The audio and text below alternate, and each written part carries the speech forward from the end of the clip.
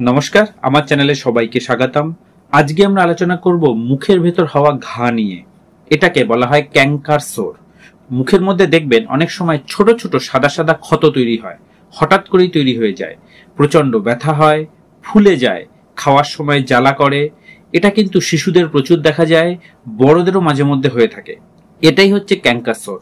আজকের ভিডিওয়ে আমরা জানবো ক্যাঙ্কার সোর কেন হয়, ক ধরনের ক্যাঙ্কার সোর আছে, এর সিমটম গুলো কি কি ট্রিটমেন্ট অ্যাভেলেবেল, আর সব শেষে জানবো ইজি হোম রেমেডি। ক্যাঙ্কার সোর হচ্ছে মুখের ভেতর হওয়া ছোট ছোট ক্ষত। অনেক সময় ডিমের মতো ওভালও হতে পারে, আবার গোলও হতে পারে। এই ক্ষতগুলোর ভেতরটা হয় সাদা বা হলুদ, আর এর বর্ডার থাকে লাল রঙের। এগুলো হলে প্রচন্ড ব্যথা হয়। এগুলো ঠোঁটের ভেতর দিকে, জিবে, তালুতে বা মুখের যে কোনো জায়গায় হতে পারে। হলে প্রচন্ড ব্যথা হয়, খাওয়ার সময় জ্বালা করে, অনেক সময় জ্বর অর্থাৎ ফিভারও আসতে পারে।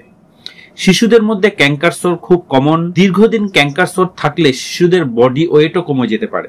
এই ক্যাঙ্কার সোর সাধারণত তিন ধরনের হয়। একটা হচ্ছে মাইনার ক্যাঙ্কার সোর। মাইনর অর্থাৎ ক্ষতটা খুব ছোট হয়, সাধারণত একটাই হয়, দেখতে অনেকটা ওভাল শেপ হয়, ভেতরটা সাদা বা হলুদ হয়, চারদিকে একটা লালচে বর্ডার থাকে। এক্ষেত্রে সাধারণত 2 সপ্তাহ থেকে 3 সপ্তাহের মধ্যে অটোমেটিক্যালি এগুলো সেরে যায়। নেক্সট টাইপটা হচ্ছে মেজর ক্যাঙ্কার সোর। এক্ষেত্রে মুখে অনেক বড় সোর হয়, সাধারণত মটর দানা সাইজের হয়, অনেকগুলো হতে পারে। ভেতরে যে ক্ষতটা হয় অর্থাৎ যে সাদা অংশটা থাকে সেটা অনেকটা নিচু থাকে, চারদিকে একটা লাল বর্ডার থাকে। এগুলোর আকৃতি গোল হয়। এগুলো ভীষণ পেইনফুল, ফুলে ওঠে এবং চিকিৎসার দরকার হয়। অনেক সময় এই মেজর টাইপ ক্যাঙ্কার সোরের সঙ্গে ফিভারও থাকতে পারে। আরেকটি হচ্ছে হার পেটিফর্ম ক্যাঙ্কার সোর। এটি সাইজেও বড় হয়, সাধারণত মুখে এক ধরনের ভাইরাল ইনফেকশন থেকে এই ক্যাঙ্কার সোর হয়। এক্ষেত্রেও কিন্তু ট্রিটমেন্টের প্রয়োজন হয়। কি কি সিমটম দেখে আপনি বুঝবেন যে আপনার ক্যাঙ্কার সোর হয়েছে?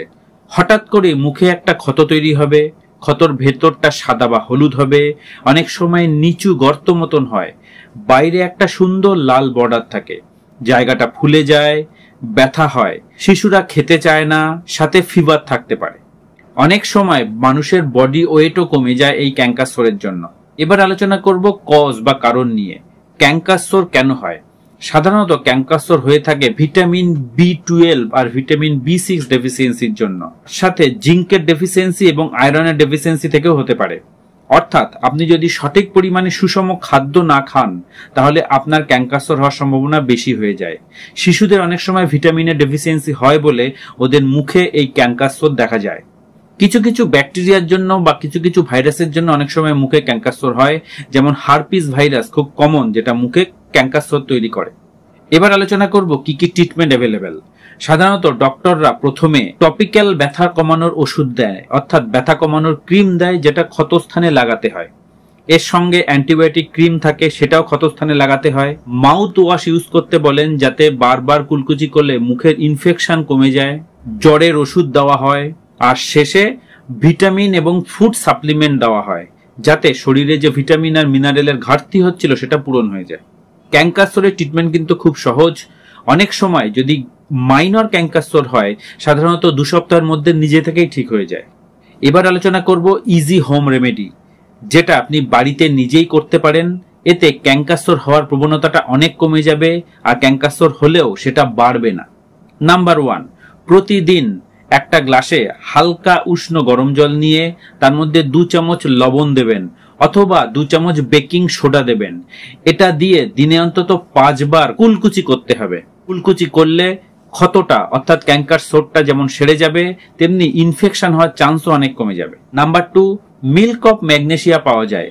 আঙ্গুলের মাথায় একটুখানি নিয়ে সেটা আপনার ক্ষতস্থানে একটুখানি অ্যাপ্লাই করে দেবেন। দিনে অন্তত 3-4 বার করবেন, দেখবেন ক্ষতস্থানটা দ্রুত সেরে যাবে এবং ব্যথাও কম হবে। নাম্বার 3, আইস application.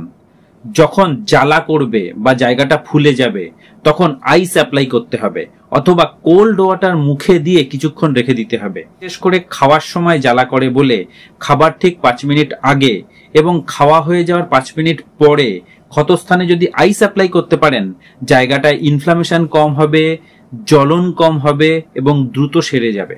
Number 4, avoid spicy food. Spicy food যদি আপনি খান তাহলে জায়গাটাতে ইরিটেশন হবে, ক্ষতটা আর বাড়বে, ইনফেকশন হওয়ার চান্সও বেড়ে যায়। তাই চেষ্টা করবেন 2 সপ্তাহের জন্য হালকা খাবার খেতে, বেশি ঝাল বা বেশি মশলা দেওয়া খাবার খাবেন না। আর নাম্বার 5, দিনে 2 বার ব্রাশ করবেন, আর ব্রাশ করার সময় পেস্টে একটুখানি হলুদ গুঁড়ো মিশিয়ে নেবেন। এই হলুদ গুঁড়ো দিয়ে ব্রাশ করলে এই ক্ষতস্থান দ্রুত সেরে যায় এবং মুখে নতুন করে ক্যান্সার সোর হওয়ার সম্ভাবনা অনেক কমে যায়। হলুদ একটা ন্যাচারাল অ্যান্টিসেপটিক। তবে একটা কথা মাথায় রাখবেন, যদি দেখেন চিকিৎসা করার পরেও ক্যান্সার সোরটা 2 থেকে 3 সপ্তাহের মধ্যে ঠিক হচ্ছে না, দ্রুত ডক্টর কনসাল্ট করবেন। অনেক সময় এরকম সোর অন্যান্য ডিজিজ থেকেও হতে পারে। সবশেষে বলি, সুস্থ থাকতে এবং ভালো থাকতে একটু নিয়ম মেনে চলতে হবে। ভিডিওটি ভালো লাগলে অবশ্যই শেয়ার, সাবস্ক্রাইব এবং লাইক করবেন। নমস্কার।